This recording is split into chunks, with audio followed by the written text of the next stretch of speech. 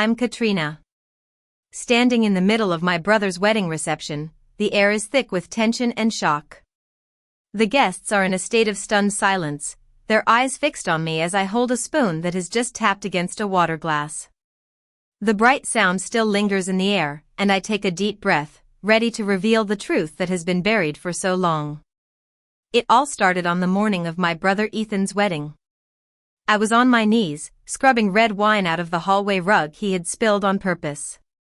For as long as I can remember, I've been the help in my own family's house. My parents, Victor and Amelia, treated Ethan like a king. I cleaned his room, made his meals, and heard the same sentence over and over again: some people are just meant to serve. That morning, I wore a plain blue dress, carefully chosen so I wouldn't outshine the bride, Isabella. Little did I know that by sundown, Isabella's father, Mr. Thompson, would lift a camera, look at my face, and his expression would turn as pale as the tablecloth. I'm not the meat girl people might imagine when they hear the word help. By the time the sun came up that day, I'd already been awake for 2 hours. I managed the family ranch's accounts because no one else in the house could handle numbers properly. I'd sorted out the feed invoices, paid the electricity bill, and changed the dressing on Victor's injured hand since I'm a licensed practical nurse and someone had to do it. Amelia came into the kitchen at 6 a.m. and scowled at the eggs I'd prepared. "These are cold," she snapped. I replied calmly, "They were warm when you slept through your alarm." Meanwhile, Ethan wouldn't show up until noon, as usual. I made his plate anyway and covered it because not doing so would cause me more trouble than doing it. What people don't understand is that I had my own life. I had a license as a nurse, a paycheck from the local clinic, and a savings account that my family knew nothing about. I wasn't staying in this situation because I was weak. There was something holding me back, though I hadn't admitted it out loud yet. Amelia watched me work as if I were an unreliable employee. "You'll take care of the flowers and the chairs today," she ordered. "The wedding is tomorrow, and I won't have you embarrassing this family." I dried my hands, looked at her, and said, "I never have." For a brief moment, she was speechless. The list Amelia gave me that afternoon was endless. Steam the tablecloths, polish the silverware, drive the centerpieces to the Grand Valley Hall, and iron Ethan's suit. It felt more like a contract for a hired worker than a chore list for a daughter. I skimmed through it and asked the only question that mattered to me: will I be sitting at a table tomorrow or working? Amelia didn't even look up from her coffee. "Honey," she said in that sickly, sweet voice, "some people are just meant to serve. You've always been so good at it. Don't make it sad." I'd heard that sentence since I was a child. She'd said it when Ethan got to go on a skiing trip and I was left to take care of the livestock. She'd said it when I got top grades in school and no one bothered to attend the awards ceremony. I folded the list and put it in my apron pocket. Arguing with Amelia was like arguing with a hurricane, so I just made a mental note. Tomorrow, I'd be carrying trays around my brother's wedding guests, wearing an apron and with no seat at the table. And the day after tomorrow, I was going to leave. But I didn't know that my plans would be completely derailed. 3 weeks before the wedding, I'd signed a lease for a 1-bedroom apartment above the bookstore in town, costing $900 a month. I had $12,000 saved in a credit union account, built up over 10 years of hard work. There was also an application in my email for a full-time floor nurse position at Oakwood Hospital, a better-paying job with a pension. The only reason I was still under Amelia's roof was my dear old grandmother, Granny Rose. Granny Rose lived with us in the front room with the best sunlight during my entire childhood. She was the only one in the house who ever called me with affection. "My dear," she'd say, patting the chair next to her. "Come sit by me." When Amelia made me eat in the kitchen, Granny Rose would bring her plate and sit with me at the counter, eating slowly so I wouldn't be alone. She taught me how to play cards and that a person's worth isn't determined by others. 7 months before the wedding, Granny Rose was dying in a hospice bed we'd set up in that same front room. I worked every double shift I could to nurse her myself at night. I'd promised her I'd be with her until the end. Near the end, in a brief moment of lucidity, she gripped my wrist tightly. "Katrina," she said, "there's something I should have told you years ago. Something about how you came to us." I leaned in close, eager to hear. But her eyes drifted away, and the morphine took her back under. 3 days later, she was gone, leaving that sentence unfinished. After Granny Rose's funeral, I packed most of her things into the attic, except for one box I couldn't bring myself to open. The night before the wedding, with the pressure mounting and Amelia acting strangely, I climbed up to the attic and retrieved it. It was a flat tin that used to hold cookies, light as a secret. I made my plan. I'd go to the wedding tomorrow, work it because refusing would only cause more problems, and on Monday, I'd quit my job on the ranch, move to my new apartment, and start at Oakwood Hospital in 2 weeks. A clean break, no drama. I sat on my bed and pried open the tin. On top were Granny Rose's church bulletins and a dried flower. Underneath was a baby's hospital bracelet. The plastic was yellowed, and the ink was faded. I picked it up. It was so small it could fit around 2 of my fingers. My name should have been on it, but when I held it under the lamp, the numbers on it didn't match the birth certificate Amelia kept in the fireproof box downstairs. I'd seen that certificate countless times and knew the numbers by heart. These were different. 2 different sets of numbers for one baby girl born in Grand Valley. The rehearsal dinner was at the Grand Valley Hall, a large, beautifully decorated room. I wasn't a guest, I was the one refilling water pitchers and clearing plates while my family toasted Ethan. I'd tucked the tin bracelet into my coat pocket because I couldn't leave it in that house. Ethan stood up to make a toast halfway through. "To family," he said, "and to the people who make a day like this possible." He spotted me by the drinks table and raised his glass slightly in my direction, grinning. "Some people are just meant to serve, right, Katrina? And nobody serves like my sister." The table laughed, not realizing the cruelty in his words. I just stared at him, not smiling. Isabella didn't laugh either. And at the head of the table, an older man I hadn't met, Mr. Thompson, stopped laughing too. He was watching me intently, like he was trying to place a long, forgotten memory. His fork was halfway to his plate, and his brow was furrowed. He had silver hair and a well-tailored suit, and there was an air of authority about him. At the end of the night, as I was stacking dessert plates near the kitchen door, he approached me gently. "Excuse me," he said, "I'm Mr. Thompson, Isabella's father. Might I ask your name, your full name, and where you were born?" It was an odd question from the father of the bride at a rehearsal dinner, but there was a kindness in his voice. "Katrina Smith, born right here in Grand Valley," I replied. A strange expression crossed his face, like a cloud passing over a field. Before he could say anything else, Amelia appeared out of nowhere. She placed her hand on Mr. Thompson's arm and forced a smile. "Mr. Thompson, you don't want to keep the help from her work. Katrina, the cars need loading." She steered me towards the kitchen, leaving Mr. Thompson standing there, staring after me. That night, I couldn't sleep.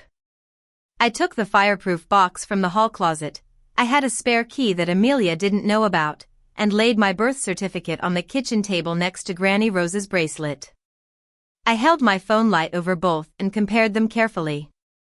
The date of birth was the same, but the medical record number on the bracelet was completely different from the one on the certificate.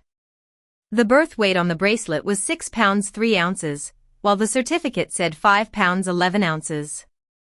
A baby can only have one weight at birth. On the inside of the bracelet, there were faint letters of a last name, not Smith. I traced them with my thumb, trying to make out what they said. I photographed both papers and the bracelet from all angles before putting them away. I knew that in this family, the truth needed to be documented. The next morning, I put the bracelet on the kitchen table in front of Amelia and asked her straight, "Why doesn't this match my birth certificate?" Her face paled instantly. For a moment, she looked lost and scared. Then she snatched the bracelet and closed her fist around it. "Where did you get this?" she demanded. "Granny Rose left it to me," I said. "Who is it, Amelia?" "It's junk," she snapped. "Your grandmother was out of her mind at the end. She kept all sorts of old trash." She stuffed the bracelet into her apron pocket. "You will not bring this up again. Do you hear me? Not today. Not ever." Behind her, Victor had stopped in the kitchen doorway with his coffee. He looked at the table where the bracelet had been, then at me, and his mouth opened as if he wanted to say something. But he just set his cup down and walked out to the truck without a word.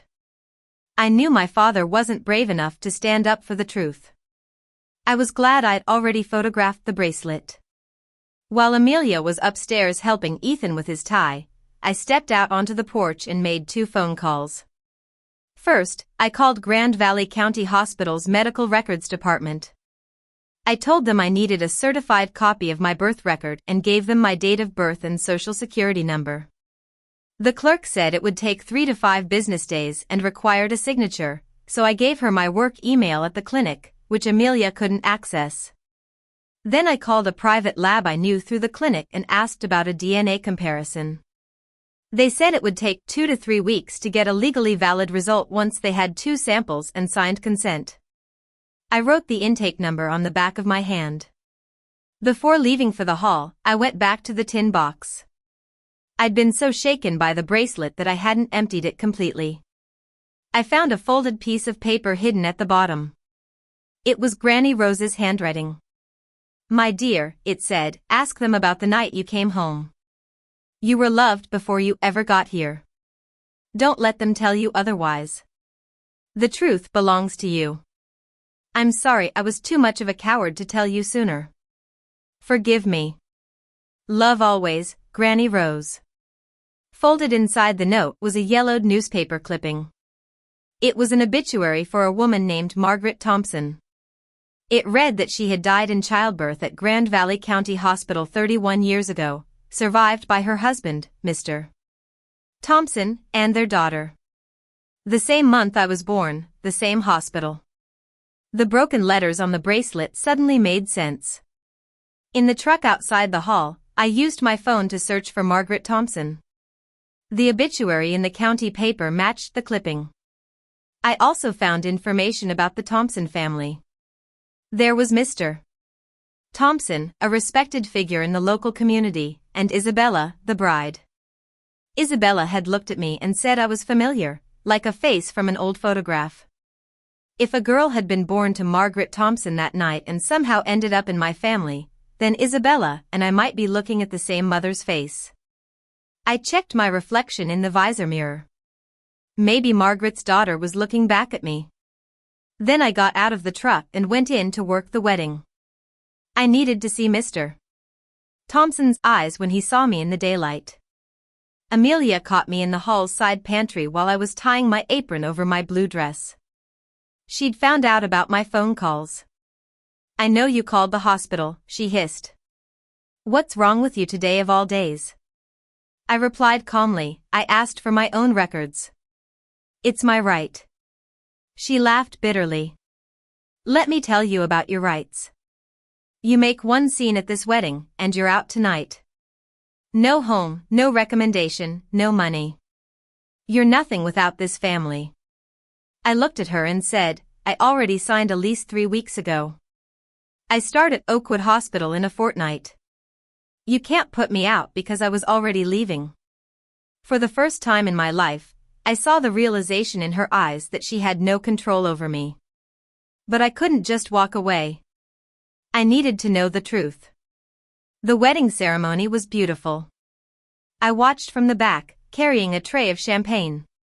Isabella was a stunning bride, and Ethan cried, probably more for the show than anything else. When the wedding party moved into the hall for the reception, the work began in earnest. Ethan, who had a few glasses of champagne, was being his usual mean self. As I crossed the floor with a full tray, he stuck his foot out and tripped me. The tray tipped, and red wine spilled on a chair and the floor. "Whoops," he said loudly. Better clean that up before someone slips. I went down on one knee with a bar towel, just like I'd started the day. But this time, it felt different. It felt like the last time I'd ever clean up after this family. As I was wiping the floor, I saw Mr. Thompson across the room, already half out of his chair, staring at me. The photographer called for a big group picture. Amelia arranged everyone. Ethan and Isabella were at the center, my family close by, and the Thompson family to the side. She put me at the very end of the back row, almost out of the frame. "Smile," the photographer said, and the flash went off. Then Mr. Thompson, who'd been asked to take some pictures with his own camera, lifted it to his eye and took a shot. He froze. He lowered the camera and stared at the screen on the back. He looked up at me, then back at the screen. He reached into his coat and pulled out a worn photograph. He held it up next to me, comparing it with my face. I couldn't see the old photo clearly, but I could read the answer in his face. "Oh my God," he said softly. "Oh my God, it's you." He stepped down from the riser and walked towards me, holding the photograph out. It was a young woman in a pink dress, and except for the dress and the years, it was my face. "This is my wife, Margaret," he said, his voice breaking. "They told us the baby didn't make it. They told us she was gone that same night." He pulled out his phone and called someone. I caught parts of the conversation. He was talking to an old friend, a doctor who'd worked at the hospital back then. "I need to ask you about a night 31 years ago," he said. "Margaret Thompson's delivery. I need to know what really happened to that baby." I walked up to him and laid out all the evidence on a table, the baby bracelet, the newspaper clipping, and Granny Rose's note. "My name is Katrina," I said. "I was born at Grand Valley County Hospital the same night your wife died. My birth records don't match my bracelet. I'm a nurse. I've already requested the hospital records and ordered a DNA test. If you'll give a sample and sign the consent, it will prove what we're both seeing." Mr. Thompson looked at me with respect. "Yes," he said. "God, yes, whatever you need. But I don't need a test to know that face." Isabella had come up behind her father and heard everything. She reached out and took my hand. I knew your face," she whispered. "I've been looking at it my whole life." That's when Amelia lost it. She rushed towards us, her wedding smile replaced with a wild look. "Stop this," she shouted. "She's lying. She's always been jealous of Ethan and will say anything to ruin his day." She tried to grab the bracelet on the table, but I put my hand over it. The guests went quiet. Victor stood at the edge, looking ashen. His lips moved, and for a moment, I thought he was going to tell the truth. But Amelia called his name sharply, and he closed his mouth and looked at the floor. Amelia drew herself up and threw the old sentence at me one last time. "You are the help. You always have been. Some people are just meant to serve, and that's all you'll ever be." Just then, Mr. Thompson's phone rang. It was the doctor calling back. He listened intently, one hand covering his mouth. When he lowered the phone, his voice was rough. "He remembers that night," he said. "There was a stillbirth and a mix-up in the nursery. The sealed records will show it. He thinks my daughter never died. She went home with the wrong family." I picked up a spoon and tapped it against a water glass. The hall went silent. I set the glass down and spoke quietly. "My name is Katrina. Most of you know me as the help. For 23 years, I've cleaned this family's house, cooked their meals, and managed their accounts for free. I was told I was born to serve. But this week, I found a baby bracelet in my grandmother's things that doesn't match my birth certificate. 2 different record numbers, 2 different weights for one baby girl born in Grand Valley. Granny Rose left me a note that said, 'Ask them about the night you came.'